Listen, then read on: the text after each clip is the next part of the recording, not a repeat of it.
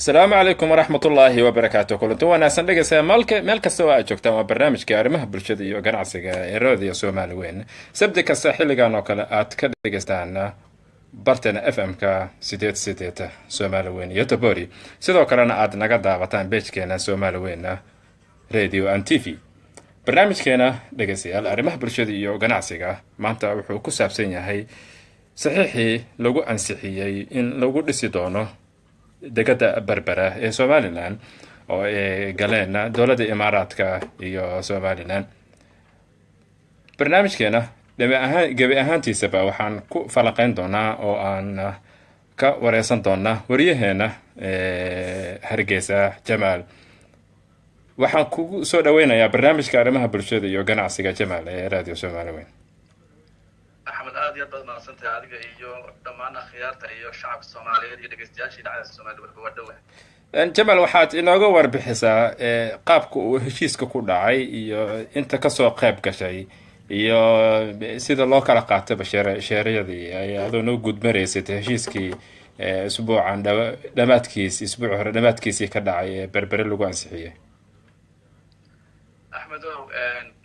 حفلة بلادن أو شركة دي بي ويل دوان لو ركتك عن وقتها كده مجال البربرة هي حفلة لو وقت مالتي خميستي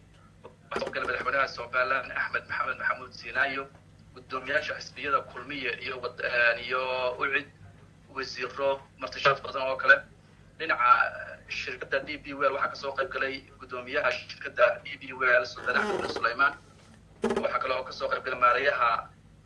dekada ay haatan oo la yiraahdo Dr. Rashid waxa kale oo ka soo qayb galay wafdi ka socda dowladda Itoobiya iyo martishafka oo fara badan xaflad ballaaran bay ahayd hadallo badan baa laga jeediyay waxa laga jeediyay sidii uu ku soo bilownay heshiiskan ay maanta kula wareegtay sida rasmiga ah gacan ku hayntii iyo maamulka dekada magaalada Berbera waxay sheegeen in uu soo qaatay process badan iyo hanaan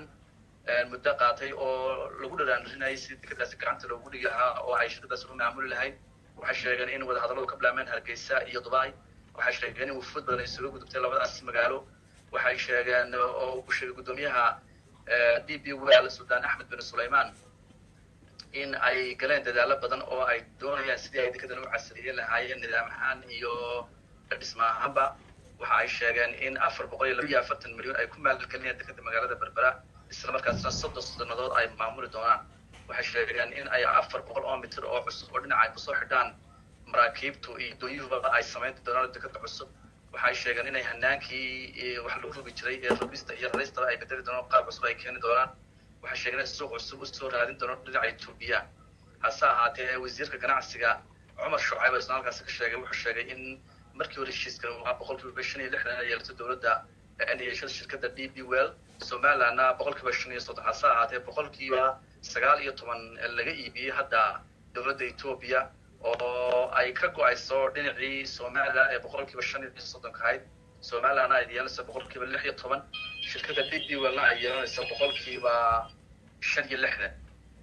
xafladaas saasay ku soo dhamaatay xafladaas waxaa laga jiray madaxweynaha khudbado badan oo uu sheegay in maamulkiisa muddadii 7 sanadood xukunka hayay uu waxyaabo badan qabtay wuxuu sheegay madaxweyne Siinayo ku faanayo in ay maanta soo gaadho in kadib Berbera casriyeyn la gaarsiinayo wuxuu sheegay inuu wax badan ka qabtay sidii uu horumar lahaa dhaqaalaha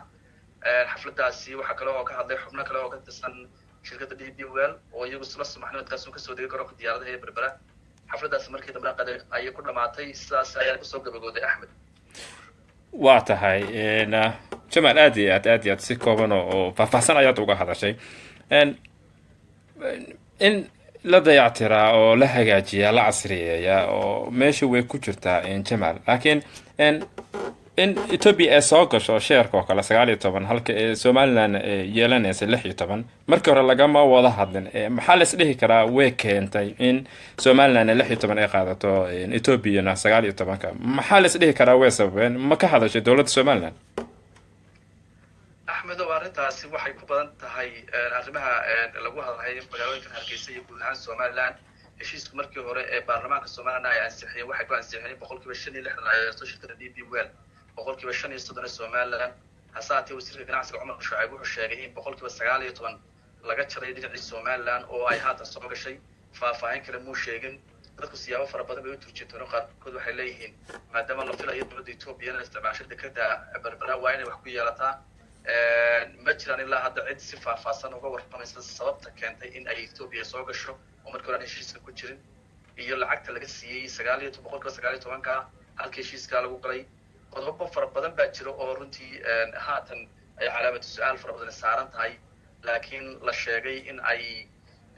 baarlamaanka laga soo yeeray arrimahaas weydiiyaan hogaamiyaasha axsaabta la doonayay xukuumadda weydiiyaan hase haddii wasiir kaliya wuxuu ka dhawaajiyay 19% ay dowladda Ethiopia ay ku yeelatay dekada berbera laakiin sidoo ku yimi iyo hanaankii loo maray iyo waxaas oo dhama sharaxaad ka bixinay waa tahay Jamaal su-aasheedan oo dhanka Ethiopia mideeda ugu dambeyso haddii aan ku weydiiyo waxay tahay ma u joogeen dad wakiilaha Ethiopia hadda ansixintan oo kale sheerka wax oo saxiixay oo Ethiopia jooga miyaa jireen axmedow xafladan ma jirin wax qoraal oo dowladda Ethiopia loogu saxiixay hase haatee waxay leeyihiin heshiiskaasi wuxuu ka dhacay bay leeyihiin Dubai iyo Addis Ababa mid ahaan dadka siyaasadda u dhumdaloola oo waxa ugu dowladda Ethiopia iyo xubnihii DP World ka socday oo ma jirin Soomaaliya matalaysay hase haatee waxaa joogay xafladaas kasoo qaybgalay wasiirka gaadiidka iyo isgaarsiinta ee dowladda Ethiopia ee dowladda federaalka ayaa xafladaas kasoo qaybgalay waxaa kaloo joogay safiirka dowladda Ethiopia oo fadhiya Hargeysa waxaa kaloo fadhiyay nimanka diblomaasiyiin oo ka tirsan dowladda Ethiopia marka ma jirin wax rasmi ah halkaas lagu soo bandhigay aan ka ahayn sheegista uu sheegay dadka siyaasadda u dhundoola waxay sheegayaan in aan la ogolayn in ay goobtaa ka sheegaan wasiiradu hase ahaatee wasiirkaasi u bareeray inuu sheego oo yidhaahdo dowladda Ethiopia ka iibinay oo shacabkii u muujiyo marka dadka siyaasadda odorasa waxay sheegayaan in kala qaybsanaan xagga xukuumadda dhexdeeda ah oo qodobka ku saabsan 19% laga iibiyey dowladda Ethiopia uu jiro sidaraadna la filayo baa leeyahay wasiirada qaarkood kuwii sheegay in dowladda Ethiopia heshiiska laga iibiyo la filayo in maalmaha soo socda xilka laga qaado waa gartay waa la ansixiyey sheeradii waa la kala qaybsaday maxay ahayd Jamaal laakiin dowladda Imaaraadka iyo shirkadda u dhisi doonto berbera ma soo gudbisay maxay ahayd naqshada sida ay noqon doonto waayo mar haddii oo wax la ansixinayo waa in la ogaadaa waxaani waxa ay yihiin sida u eg yihiin iyo ma la tartami karaan maxay ahayd naqshadan la soo bandhigay dekadaha caalamiga ah sida midda Djibouti u dhow waxaana la dhisi doono dekadana la dhisi doono waxa ay tahay Soomaaliland ma og tahay qaabka ay noqon doonto naqshada ma la tusiyo axmedow ilaa hadda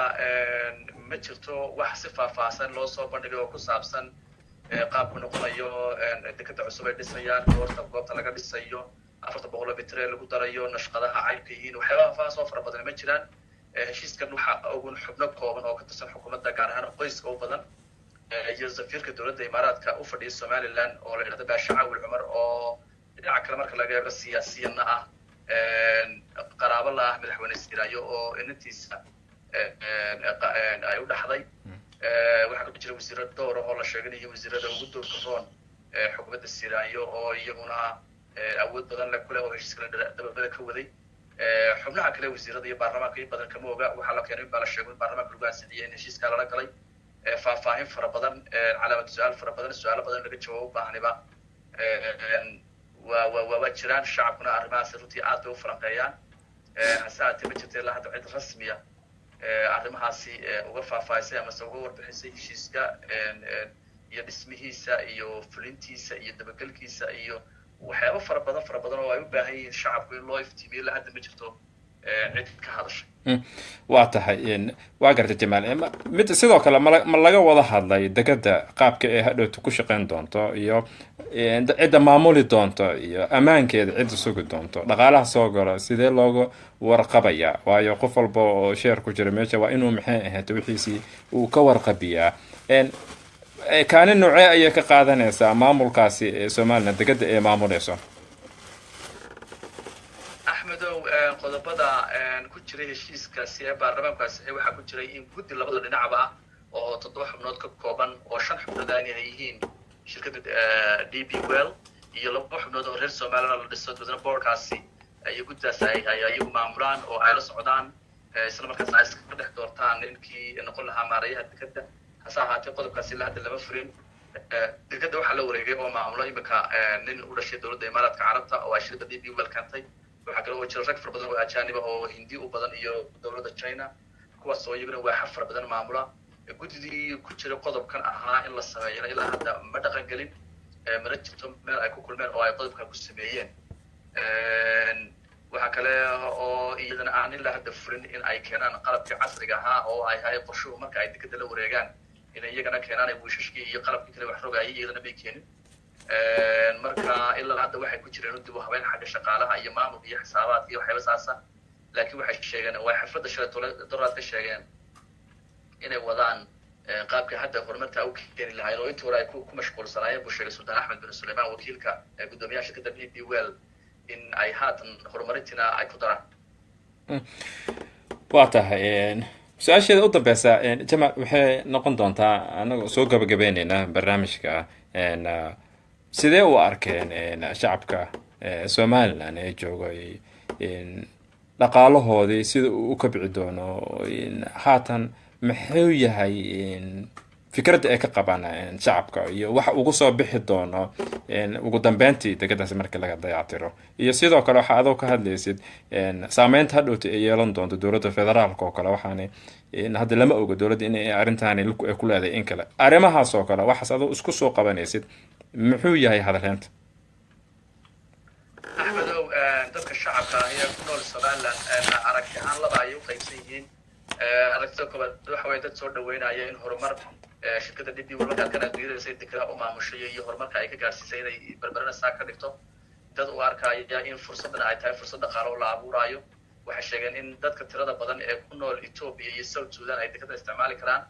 waxay qabaan rajooyin fara badan oo ah in dekadan ay noqonayso dekad nimco fara badan ay ka iman doonto. qaar kale taa beddelkeed waxay qabaan in dekadii qaranka lagu wareejiyo shirkad. waxay qabaan in dowladda shisheeye gacanta loo geliyey. waxay qabaan in dhaqaalaha kaliya ee Somaliland ay heli jirta uu ahaa dekada tiina maanta laga wareejiyay gacanteedii. waxay qabaan in dhaqaale burbur uu iman doono. waxay sheegeen maadaama noon ictiraafaysa Somaliland inay adag tahay in dekadan la maalgelin loo sameeyo oo arrimaha ay yihiin arrimaha aan suurtagal ahayn. labadaa doodood bay dadka muwaadiniinta ee ku nool Somaliland ay qabaan. dowladda federaalka iyadoo hore arrintan waxay u siisay ogolaansho. madaxweynihii hore ee Soomaaliya Xasan Sheekh Maxamuud baa ogolaanshaha bixiyey oo ah in shirkadda DP World ay la geli karto heshiis Somaliland. way ka warqabaan marka laga yimaado qodobkan ama shalay wasiir ka dhawaajiya ahaa qodobka wasaaradda dowladda Ethiopia ay ku yeelato. hase haatee madaxweynihii hore Soomaaliya Xasan Sheekh wuxuu bixiyey ogolaansho ah in DP World ay heshiis la geli karto Somaliland isla markaasna ay dekada la wareegi karto. hase haatee weli arrimo kale oo ay doonayso DP World ay kamid ahayn in ciidamo keento ayaa weli hirgelin kadib markii uu cadaadis kaga yimi xagga dowladda federaalka iyo madaxweynaha Soomaaliya Maxamed Cabdullaahi Farmaajo arrintaas soo taagay. mucaaradka arrintaas aad bay u taageereen waana ka qayliyeen. waxaana sheegayaan mucaaradku inaysan ciidamo ahayn xal, ciidamada aan loo baahnayn la keeno halkan. marka qodobadaasi oo dhami waxay noqonayaan qaar calaamatu su-aasheedu oo jawaabteeda aanu heli doono oo marka ay DP World waxa ay kula heshiisay Somaliland iyo dekada berberaba aynu aragno. hase haatee ka hor dhici mayno iminka. Axmed, waa tahay aad iyo aad ayaad u mahadsan tahay Jamaal.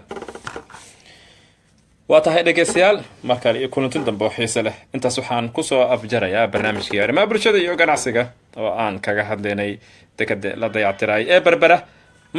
mar kale iyo kulantin dambe iyo sabtiga dambe sidaas iyo nabadgelyo.